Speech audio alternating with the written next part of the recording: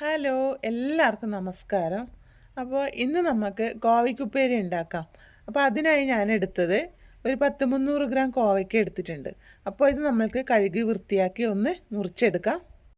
അപ്പോൾ ഇതാ കോവയ്ക്ക നടുകെ മുറിച്ചിട്ട് ഇതുപോലെ നീളത്തിൽ കട്ട് ചെയ്തെടുത്തിട്ടുണ്ട്. ഒരുപാട് വണ്ണം കുറച്ച് കട്ട് ചെയ്യേണ്ട, ഇതുപോലെ കട്ട് ചെയ്തെടുത്താൽ മതി.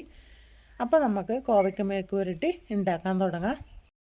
അപ്പോൾ ഇത് ഞാൻ ഒരു പാത്രം ചൂടാവാൻ വെച്ചിട്ടുണ്ടായിരുന്നു. അതിലേക്ക് നമ്മൾക്ക് ഒരു ടേബിൾ സ്പൂൺ വെളിച്ചെണ്ണ ഒഴിച്ചു കൊടുക്കാം.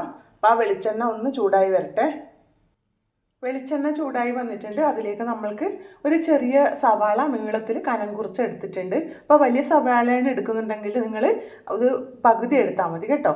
അപ്പോൾ ഇത് നമുക്ക് ചൂടായ എണ്ണയിലേക്ക് ഇട്ട് കൊടുക്കാം. അപ്പോൾ അതിൻ്റെ കൂടെ തന്നെ നമുക്ക് ഒരു ചെറിയ കഷ്ണം ഇഞ്ചി ചതച്ചത്, 2 പച്ചമുളക് ചെറുതായി മുറിച്ചത്, പിന്നെ ഒരു 4-5 വെളുത്തുള്ളിയിൽ ചതച്ചത്. അപ്പോൾ ഇതെല്ലാം നമുക്ക് ഇതിൻ്റെ കൂടെ ഒന്ന് ചേർത്ത് കൊടുക്കാം. അപ്പോൾ ഇത് നന്നായി ഒന്ന് വഴറ്റിയെടുക്കാം നമുക്ക് ഏറ്റവും ആദ്യം.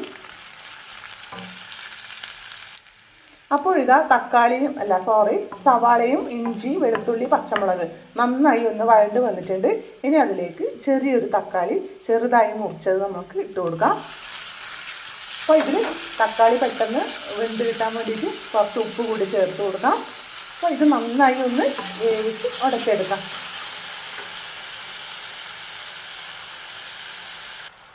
അപ്പോൾ ഇതാ സവാള വെളുത്തുള്ളി ഇഞ്ചി പച്ചമുളക് അതെല്ലാം വഴണ്ട് വന്നതിന് ശേഷം ഒരു ചെറിയ തക്കാളി ചെറുതായി അരിഞ്ഞത് ചേർത്ത് കൊടുത്തിട്ടുണ്ടായിരുന്നു.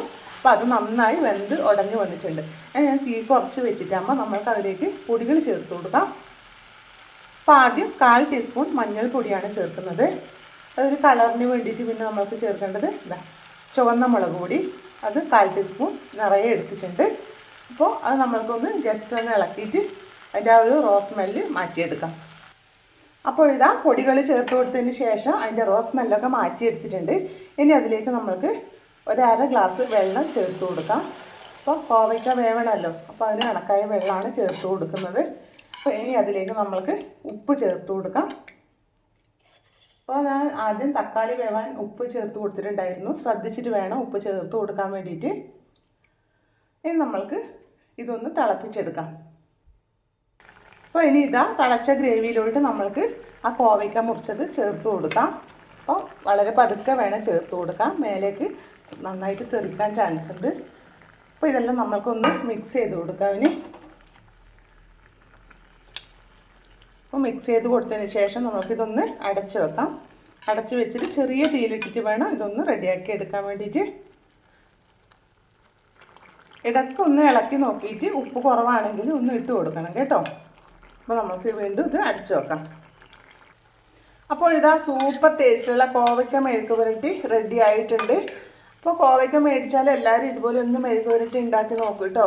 നല്ലൊരു ടേസ്റ്റാണ്. നമ്മളെ കഞ്ഞിയുടെ കൂടെയും അപ്പോൾ ചോറിൻ്റെ കൂടെ സൈഡ് ഡിഷായിട്ട് കഴിക്കാനൊക്കെ നല്ലൊരു ടേസ്റ്റുള്ള മെഴുക്ക് പുരട്ടിയാണിത്.